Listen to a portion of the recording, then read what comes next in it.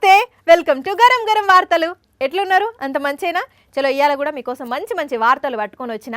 వార్తలు చూసే ముందైతే హెడ్లైన్స్ చూద్దాం పారి. కదిలొచ్చే బాబుకు కౌంటర్లు. రా కదిలిరా అంటే ఎవరు రావాలి, ఎందుకు రావాలి? టీడీపీకి బై బై అంటున్న కేసినేని. బాబు మీద అసంతృప్తిగా ఉన్నాడు నాని. చెంప మీద కొట్టిండు పోలీసును. ఏమనాలై ఎమ్మెల్యేను? కుక్క మింగింది నోట్ల కట్టలు, వాటి విలువ 3 లక్షలు. ఇంటి పక్క వాళ్ళను తిట్టి సాపిస్తున్న రవలి. ఈ గల్లీకి సంసారానికి వచ్చినప్పుడే అర్థమైంది దీని గప్పాలన్నీ. చంద్రబాబు కనిగిరిల సభ పెట్టి రా కదలి రా అంటున్నాడు కదా, మరి ఆయన రా అంటే ఎంతమంది గదులొచ్చిండ్రు? ఆయన గదులొచ్చిన వారికి ఆయన ఏం చెప్పిండు? అసలు దాంతో ప్రజలకు వచ్చింది ఏముంది అనేది పేర్ని నాని సార్తోని మాట్లాడదాం. నాని సార్, బాబుగారు రా కదలి రా అంటున్నాడు కదా, విన్నరా? ఎవరు రావాలి, ఎందుకు రావాలి, ఈయన ఎవరికి ఏం చేశాడని చెప్పని రావాలి, ప్రజలు ఎందుకు కదలాలి? అయ్యో అట్లంటారేంది సార్? రా కదిలిరా అంటే ఎవరు రావాలి, ఎందుకు రావాలి, కారణాలేంటి? అది చంద్రాలు చెప్పాలి కదా. సమాధానం చెప్పలే ఆయన. ఎందుకంటారు సార్ మరి? నా నుంచి మీరు ఈ ప్రజలు మేలు పొందారు కాబట్టి మీరందరూ కదలరండి అని చెప్పేటువంటి ఒక్క మాట కూడా ఆ సభలో చంద్రబాబు చెప్పలేదు. చెప్పడానికి లబ్ధి పొందిన వారు ఉంటే కదా. పగవాడికి కూడా చంద్రబాబుకు పట్టినటువంటి దుర్గతి పట్టకూడదు. సడన్ గా ఆయన మీద అంత జాలి చూపిస్తారేంటి సార్? పక్కోడు మనకు గాలి కొడితే సమ్మగా ఉంటది కానీ ఈయన గాలి ఈయనే కొట్టుకుంటూ ఉంటాడు. డప్పు కొట్టే వాళ్ళు లేనప్పుడు ఎవరి డప్పు వాళ్ళే కొట్టుకోవాలంటారు కదా సార్, అదే చేస్తుండొచ్చు. అయినా ఇప్పుడు ఆయన కొట్టుకున్న గాలింటి నానిగారు అసత్యాలతో కూడినటువంటి పొగడ్తలు. ఆయన గప్పాల గురించి మనకు తెలియంది ఏముందిలేండి, కానీ వింతగా కనిగిరిని బెంగళూరులా చేస్తానంటున్నాడు. కొంచెమైనా నమ్మొచ్చా నానిగారు? మరి కనిగిరి గుర్తు రాలేదా? అప్పుడు కనిగిరి వాళ్ళకి మరి ఎందుకు అవకాశం కనిపించలా? 2014 ముందు కూడా ఉన్నాం కదా మనం. ఇలాంటి ప్రశ్నలు అడిగితే ఆయనకు ఒళ్ళు మండుద్ది అనుకుంటా. పవన్ కళ్యాణ్ ఏమో నేను ఈ ఊళ్ళో పుట్టానంటాడు, ఈ ఊళ్ళో ఆడుకున్నానంటాడు. ఇతనేమో ఈ ఊరికి నేను ఇది చేస్తాను, ఆమె ఇస్తానని మాట్లాడతాడు. ఇద్దరే దొందే వాళ్ళు, అందుకే పొత్తు పెట్టుకుంటున్నారు కదా. సిగ్గుండాలి. సిగ్గుంటే అంతమంది చేత అన్ని మాటలు ఎందుకు పడతారులేండి. అయినా ఇలాంటి సభలు ఇంకా పెడతారట నానిగారు. ఇటువంటి మీటింగ్లు 10 కాదు, 20 కాదు, 30 పెట్టుకోండి. మ్యాటర్ లేని మీటరు ఎంత తిరిగినా ఏం లాభం? బలం లేని బాబు ఎన్ని సభలు పెట్టినా ఏం లాభం? Both are same. ఉంటా నాని సార్. ఏ చరిత్ర చూసినా ఏమున్నది గర్వకారణం అన్నట్టు ఏ టీడీపీ సభ చూసినా ఏమున్నది గర్వకారణం? చంద్రబాబు గప్పాలు, లోకేష్ బాబు డాంబికాలు, అచ్చెన్నాయుడు గట్టి చట్నీ ముచ్చట్లు తప్ప ఏం లేదు. ఏం చేసేటట్టు కూడా లేదు. అసలు ఏం కనపడతలేదు, వినపడతలేదు కూడా. ఊరుకులాట ఉత్తసాటే. ఇంతకు విషయం ఏందంటే, ప్రకాశం జిల్లా కనిగిరిలో బాబుగారు రా కదలి రా అని సభ పెడితే ఖాళీ కుర్చీలే కనబడ్డాయి తప్పితే జనాలు కూర్చొని బాబుగారు మాటలు ఎవ్వరు వినలేదు. వచ్చిన వాళ్ళు వచ్చినట్టే బాబుగారిని చూడటం ఇష్టం లేక ఆయన ఇచ్చే స్పీచ్ తట్టుకోలేక ఎందుకు వచ్చాంరా బాబు అనుకుంటూ బాట పట్టి మరి బాబు స్పీచ్ అయ్యే లోపట్నే ఇంటికి చేరుకున్నారు. అలా చూడండి ఒక్కసారి తెల్లగా నిగనిగలాడుతున్న కుర్చీలు బాబుగారికి ఎట్లా దర్శనం ఇచ్చినాయో.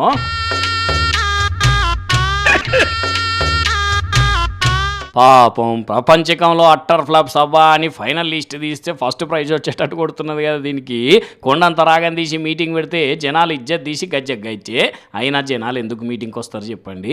14 ఏళ్ళు ముఖ్యమంత్రిగా ఉంటే ఒక్కనాడన్న ప్రకాశం జిల్లాను పట్టించుకున్న పాపానవో లేదా? ముఖ్యంగా మార్కాపురము, ఎర్రగొండపాలెము, గిద్దలూరు, కనిగిరి నియోజకవర్గాలను చిన్న చూపు చూసే మంచినీళ్ళు, సాగునీరు అడిగితే వాళ్ళ దిక్కు కన్నెత్తి కూడా చూడకపోయే. ఇప్పుడు అది చేస్తాం ఇది చేస్తామంటే ఎందుకు నమ్ముతారు వాళ్ళు? అందుకే కర్రు కాల్చి వాత పెట్టినంత పని చేసి మీటింగును ఫెయిల్ చేసిండ్రు. అయినా బాబు గారు ఎలక్షన్ల ముంగట అట్టర్ ఫ్లాప్ మీటింగులు ఎందుకండి మీకు? ఈ మీటింగ్ పరిస్థితులు చూస్తే వచ్చే ఓట్లు కూడా రావు అని అనుకుంటున్నారు కావచ్చు. పొరపాటున 1-2 ఓట్లు పడే అవకాశం ఉన్నది కావచ్చు అనుకుంటున్న ఆ కొద్ది మంది పబ్లిక్ కూడా ఒక్క మాటతో లేచి 2 జేబులు చేతులు పెట్టుకుని నడుచుకుంటూ వెళ్ళిపోతున్నాను. నేను ఎక్కడికి వెళ్తాను కూడా నాకు తెలియదు. కొంతకాలం నుంచి టీడీపీ వ్యవహారాల మీద, చంద్రబాబు వైఖరి మీద తీవ్ర వ్యతిరేకతతో ఉన్న కేశినేని నాని సారు మొన్న తిరువూరు ఘటనతోని ఇక దాదాపు టీడీపీని వీడినట్టే అయింది. ఆల్రెడీ నిన్ననే క్లారిటీ ఇచ్చినా ఇంకింత క్లారిటీ తీసుకునేందుకు సార్తోని మాట్లాడదాం. కేశినేని సార్, టీడీపీని వీడినట్టేనా ఇక? మేము నిన్న కూడా చెప్పారు. నేను ఆహా చెప్పారు, కాకపోతే మరింత క్లారిటీ కోసమని అడుగుతున్నాను సార్. చెప్తాను, కంగారు ఎందుకు? కంగారు అంటారేంది సార్? కంగారు ఉండదా మరి? కంగారు బాబు మీ కుటుంబాల మధ్య చిచ్చు పెట్టి మీలో మీకు లొల్లులు పెట్టించి ఇట్లా పార్టీ నుంచి వెళ్ళిపోయేలా చేయడం కరెక్టేనా? ఆ రాజకీయాలు మంచివి కాదు, ఆ రాజకీయాలు మంచివి కాదు. బాబు చేసే ఆ రాజకీయం మంచిది కాదని మా కంగారు. దొంగే అందరిని దొంగ దొంగ అంటాం, దొంగే అందరిని దొంగ దొంగ అంటాం. అర్థమైంది సార్, మీరనే ఆ దొంగ ఎవరనేది. అలాంటి దొంగ బుద్ధి ఉన్నది కాబట్టే మీలాంటి వాళ్ళను పార్టీ నుంచి వెళ్ళగొడుతున్నారు. బాధ అనిపిస్తున్నదా సార్? రాష్ట్రం మీద కూడా చాలా మంది అభిమానులు ఉన్నారు. అవును సార్, వాళ్ళ ప్రేమ ఉన్నంతసేపు వీళ్ళు చేసే కుట్రలు ఏం పనిచేయవు, తీయుండ్రి. ఇంతకు మీ అభిమానులు ఏమంటున్నారు సార్? విరామం తీసుకుంటాను ఇంకా ఈ టర్మ్ తర్వాత అంటే మా వాళ్ళు ఒప్పుకోరు. ఇంతకు ఇప్పుడు మీ తుది నిర్ణయం ఏంటి? పార్టీలో ఉంటున్నట్ట ఉంటలేరన్నట్ట?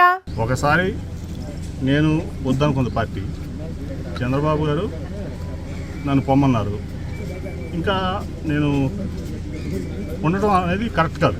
అంటే పార్టీని వీడుతున్నట్టే అంటారు, అంతే కదా సార్? ఇంతకు రాజీనామా ఎప్పుడు మరి? శేఖర్ గారిని రాజీనామా చేస్తాం, ఆయనతో అదే రోజు ఆమోదింపు చేసుకుని అప్పుడు పార్టీకి రాజీనామా చేస్తాం. మరి ఇంతకు మీ నెక్స్ట్ ప్లాన్ ఏంటి నాన్నగారు? మా వాళ్ళందరితో కూర్చుని వాళ్ళందరూ ఏ నిర్ణయం తీసుకుంటే వాళ్ళకి ఫాలో అవుతుంది. నా సొంత నిర్ణయం ఏం లేదు దీంట్లో. ఆల్ ద బెస్ట్ సార్, మంచి నిర్ణయం తీసుకుంటారు అని మీ అభిమానులందరూ ఆశిస్తున్నారు. ఉంటే సారిగా ప్రజల ఆనందమే తమ ఆనందం అనుకునేవారే నిజమైన లీడర్లు. రాజకీయాల్లో వారికి మాత్రమే చోటు ఉంటుంది. ఇప్పుడు ఈ మాట ఎందుకు చెప్పాల్సి వచ్చిందంటే, అవ్వాతాతలకు ఈ నెల నుంచే 3000 పెన్షన్ ఇస్తున్నది కదా జగనన్న సర్కారు. అది అందుకుంటున్న అవ్వాతాతలు ఆనందంలో మునిగి తేలుతుంటే, అందులో భాగస్వామ్యమైన డిప్యూటీ సీఎం సారు ఏకంగా సంతోషంతో సంబరాలు చేసుకున్నాడు. కూల్గా ఇట్లా కోలాటమాడిన డిప్యూటీ సీఎం నారాయణ స్వామి సారు ఆ తర్వాత బీటు మార్చి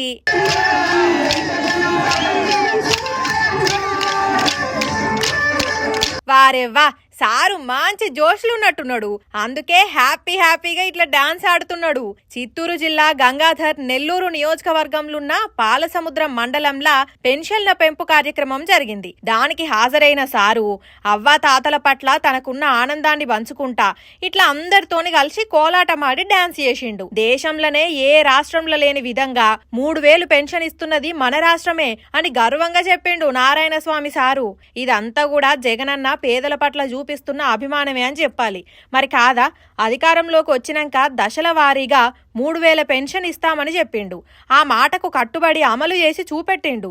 అందుకే సంక్షేమ పథకాలు అందుతనే నా కోటయుండ్రి అని జగన్ ధైర్యంగా చెప్పేది. హవ్వా మరీ గింత పాపమా, మరీ గింత అన్నాలమా? పోలీసులు కనపడితే ఒక్కొక్కరు భయంతో పక్కకు పోతారు. కానీ అదే గీడో కాడ లేడీ పోలీసులు వెహికల్లో కూర్చొని ఉంటే ఆ వెహికల్లకు దూరిందే కాకుండా ఆ లేడీ పోలీసులకు ముద్దులు పెట్టేటందుకు చూసుడంటే ఏందన్నట్టు.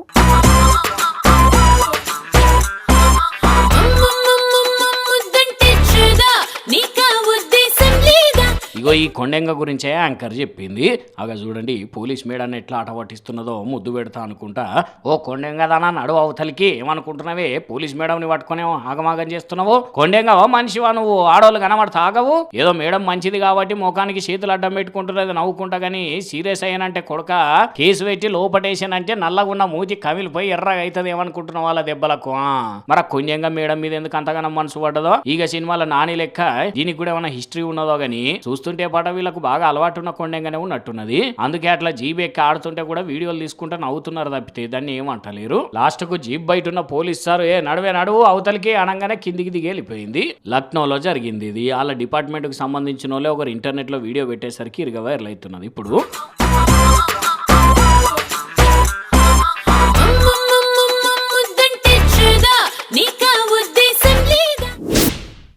శనివారం నాడే సంక్రాంతి పండుగకు పైనం కడుతా ఇంటికి పోయి ఫుల్గా ఎంజాయ్ చేస్తా అని అన్నది మా రవలి. మరి నిజంగానే ఇంటికి పోయిందో లేకపోతే ఏమన్నా వార్త పట్టుకొచ్చిందో అడుగుదాం. రవలి, ఓ రవలి. బెదురుగుడ్లది బేకార్ ముఖంది. పెళ్ళయి 30 ఏళ్ల కింద ఈ గల్లీకి సంసారానికి వచ్చినప్పుడే అర్థమైంది దీని గప్పాలన్నీ. ఆ రోజు వచ్చిన రోజే నాతో లొల్లి పెట్టుకున్నది. పెళ్ళయి కోడలు వచ్చిన దీని బల్బు మాత్రం తగ్గుతలేదు. దీని బల్బు బొండకేసి కొట్ట కొంచెం బుద్ధి ముఖంది. ఈ ఫోన్ కు వైరస్ వచ్చి ఆయనంత ఖరాబ్ గాను అయినా నా ఫోనే ఖరాబ్ కావాలా?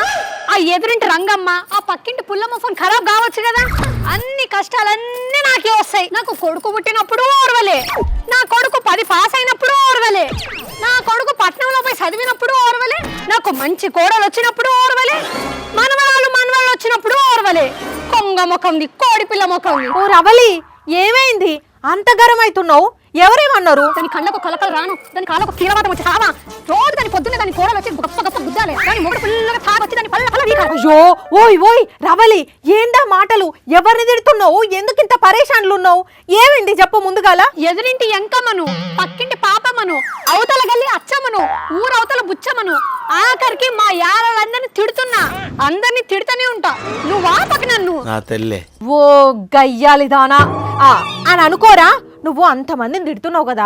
నువ్వు నన్నే అన్నావు కదా గయ్యాలి దానివని. వాళ్ళందరితో పాటు నువ్వు కూడా గయ్యాలి దానివే. గంజి ముఖం దానా. ఎట్లా లాపు?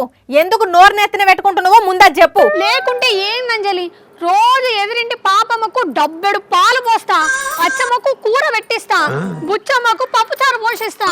అసొంటిది నేను డబ్బులు అడిగితే కనీసం నా ముఖం కూడా చూడలే. నన్ను చూసి తప్పించుకొని తలకాయ దించుకొని పోతుర్రు. నీకు పైసలు ఎందుకు రావాలి? నువ్వే పెద్ద కోటీశ్వరాలివి. మీ డాడీకి కారు కొనిచ్చినావు, నువ్వెందుకు అప్పు అడిగినావు? అయ్యో అప్పు కాదంజలి, గీ ముచ్చటిను. ఒక కొడుకున్న వాళ్ళకు కీడొచ్చిందట ఈ సంక్రాంతికి. ఈ 2-3 కొడుకుల దగ్గరికి పోయి డబ్బులు తీసుకొచ్చుకొని ఆ తల్లి గాజులు ఎంచుకుంటే ఆ ఒక్క కొడుకున్న వాళ్ళకు దోషం పోద్దట. ఈ వార్త చూసి నాకు ఒక్కడే కొడుకు కదా అని చెప్పి 2-3 కొడుకులు ఉన్న వాళ్ళ కాడికి పోయి పైసలు అడిగితే నేనేదో వాళ్ళ ఆస్తులు అడుగుతున్నట్టు ఫీల్ అయ్యి కనీసం 10 రూపాయలు కూడా ఇవ్వలేదు. అంటే నేనంత పాపపు దాన్నా? అలా కళ్ళ కింద కనీసం కానొస్తలేనా? నేను ఇది ఎప్పుడో విన్నా. ఆ కాడికి నువ్వు ఇసోంటి పని చేస్తావని అనుకుంటూనే ఉన్నా, పని ముంగటేసుకున్నావా? నవ్వు నేను ఏడిస్తే నీకు నవ్వొస్తున్నది కదా. అంటే నాకు ఒక్క కొడుకు అని చెప్పి నన్ను చీప్ గా చూస్తున్నావు కదా. అయ్యో పిచ్చి పిల్ల, పండగలప్పుడు కొందరు వ్యాపారులు ప్లే చేసే ట్రిక్ ఇది. వదినా మరదల్ల గాజులు, అమ్మమ్మలు నాయనమ్మలు మనవళ్లకు కుడుకలు పెట్టాలి, టవళ్ళు కప్పాలి, బావకు బామ్మరిది కేసు బీర్లు దాపియాలి, తాత మనవన్ని ఎత్తుకొని ఊరంతా తిప్పాలని కొందరు ఇసోంటి ఉట్టేస్తారు. నమ్మొద్దు. అంటే ఇదంతా ఉత్తముచ్చటే అంటావా? ఉత్తముచ్చటగా ఆకుంటే ఏంది, అదంతా పుకారు. టీవీలో పని చేసుకుంటా అట్లెట్లా నమ్ముతావు? వాళ్ళ సంగతి తర్వాత గాని నువ్వని రాదు పైసలు. నీకు 2 కొడుకులు కదా, పోయి గాజులు ఎంచుకుంటా పైసలు పెట్టుకొని. మళ్ళీ అదే పాట వాడుతుంది. నీకు నేను పైసలు ఇవ్వాలనా రావాలి? ఎన్నిసార్లు ఇవ్వలేదు, ఎన్నిసార్లు బిర్యానీ తినిపించలేదు. అదంతా ఫేకు, నమ్మకు. సప్పుడు చేకింటికి ఓ. సరే అంజలి, ఈ వాట్సాప్ లో వీడియోలు చూసి అందరినీ ఉత్తు తినే తిట్టినా. వస్తున్నాగాగు. చూసినారులా మా రవలి ఎంత పని ముంగటేసుకున్నదో. ఓ అమ్మలక్కలు, ఇది వరకు ఎవరు గాజులు పెట్టించుకున్నారు, ఎవరు కుడుకలు పెట్టిండ్రు చెప్పు. ఏదో ఈ వాట్సాప్లో వచ్చినాక కొందరు వ్యాపారులు చేస్తున్న దందా. అసొంటివేం పట్టించుకోకుండ్రి సుమా. ఏమంటున్నావు? బాలే వార్తలు పుట్టిస్తారు పోన్రి. క్రికెటర్ గ్రౌండ్లకు దిగితే బ్యాటు, 1000 రూపాయల బూట్లు, 1000 రూపాయల స్పెట్స్, టోపీ, డ్రెస్ కోడ్ బట్టలు వేసుకుంటారు. ఇక బ్యాట్లు ఎంత ధూమ్ ధామ్ తడాకా ఉంటాయో తెలిసిందే. బౌలర్ బాల్ వేస్తే షాట్ కొడితే ఎన్నో పడుతుంది, చూస్తున్నాం కదా. అయితే ఇప్పటి వరకు మనం చూసిన ఆడిన క్రికెట్ ఒక లెక్క, వీళ్ళ క్రికెట్ ఒక లెక్క. పంచెకట్టు బౌలర్, పంచెకట్టు కీపర్, పంచెకట్టు ఫీల్డర్స్. వీళ్ళ డ్రెస్ ట్రెడిషనే, ఆట ట్రెడిషనే. రైట్ రానే వచ్చింది బాలు, 4 కొట్టిండు అన్న.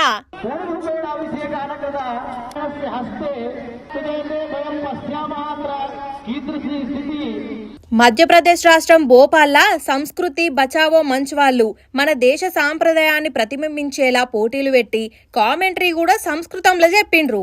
మొత్తం 12 జట్లు పాల్గొన్న ఈ టోర్నీలా గెలిచిన జట్టును అయోధ్య రామ మందిర దర్శనానికి ఫ్రీగా తీసుకుపోతారట. కానీ ఆటల పోటీ మాత్రం అదుర్సు కదా. టీవీ పెడితే 1000 మంది ప్రేక్షకుల నడుమ క్రికెట్ చూసిన మనకు ఈ మ్యాచ్ మస్తు డిఫరెంట్గా అనిపిస్తున్నది. చెడ్డీ దోస్తులు అంతా కలిసి దావత్ చేస్తే ఒక రకం కిక్ ఉంటుంది, ఇంటర్ క్లాస్మేట్స్ కలిసి దావత్ చేస్తే ఇంకో రకం కిక్ ఉంటుంది, డిగ్రీ దోస్తులు కలిసి దావత్ చేస్తే ఇంకో కిక్ ఉంటుంది, ఆఫీస్ కొలీగ్స్ అంతా కలిసి దావత్ చేస్తే అది ఇంకో రకం కిక్కు. కానీ అసలు పాయింట్ ఏంటంటే ఎవరు ఎవరితో పార్టీ చేసుకున్నా అప్పటి ముచ్చట్లే ఎలుతాయి తప్ప ఇంకో ముచ్చట బయటికి రాదు. అదే తృప్తి కదా. అయితే ఇక్కడ ఎవరు ఎందుకు ఎక్కడ పార్టీ చేసుకున్నారనేదే వార్త. ప్లేట్లో స్టఫ్, గిలాసుల్లో మందు, పక్క పొంటి ఫుల్ బాటిల్, అందరికందరూ చిల్లు, ప్రతి పెగ్గుకు ప్రతి ఒక్కరు సెల్ఫీ, ఓవరాల్ గా ఒక గ్రూప్ ఫోటో. ఇగో ఇదంతా వీళ్ళు చేసిన దావత్ ముచ్చట. అరే అదేంది, దోస్తులందరూ చాలా రోజులకు కలిసినట్టున్నారు, తాయితే తప్పింది, ఫోటోలు తీసుకుంటే ఏమైంది అంటారా? వీళ్ళు అట్టాంటి మనుషులు కాదమ్మా, ఖైదీలు. పార్టీ చేసుకున్నది పంజాబ్ రాష్ట్రంలోని లుధియానా జైల్లో. మర్డర్ కేసులో జైలుకు వచ్చిన దోషి మరి బెయిల్ వచ్చిందనో ఇంకేమైనా మతలబు ఉన్నదో తెలియదు కానీ జైల్లో ఉన్న ఖైదీలందరికీ కుతిక నిండా మందు దాయిపించి కడుపు నిండా బిర్యానీలు పెట్టిండట. అరే ఇదేంది, జైలుకి ఇంతగానం మంది ఎట్లా పోయింది, బిర్యానీలు ఎట్లా పోయినాయి, సెల్ఫీలు దిగేటందుకు అసలు సెల్ ఫోన్లు ఎవరు ఇచ్చారు అంటే దాంట్లో పనిచేసే పోలీసులకే తెలియాలి కదా. ఈ వీడియోను బీజేపీ లీడర్లు సోషల్ మీడియాలో పోస్ట్ చేసి సీఎం గారు జైలు ఉన్నది ఇందుకేనా అని ప్రశ్నించేసరికి ఇంకింత వైరల్ అయ్యి దేశమంతా వాకింది. మందు తెచ్చి ఫోన్లు ఇచ్చిన పోలీసుల మీదనైతే చర్యలు తీసుకుంటున్నారట. కానీ పుసుక్కుని ముచ్చట తత్మ జైళ్ళలో ఉన్న ఖైదీలకు తెలిస్తే మమ్మల్ని కూడా అక్కడికే ట్రాన్స్ఫర్ చేయండి సార్ అని అడుగుతారు కావచ్చు కదా. ఇక ఇవి మరి ఇవాళ గరం గరం వార్తలు. మళ్ళీ రేపు ఇదే టైంకి ఇట్లనే మంచి వార్తలు పట్టుకొని వస్తాం మీకోసం. అప్పటిదాకా ఏం చేయాలి, చూస్తూనే ఉండండి సాక్షి టీవీ. యాదుకున్నది కదా టైము, రాత్రి 8:30కి, మళ్ళీ పొద్దున 8:30కి ఉంటాం మరి.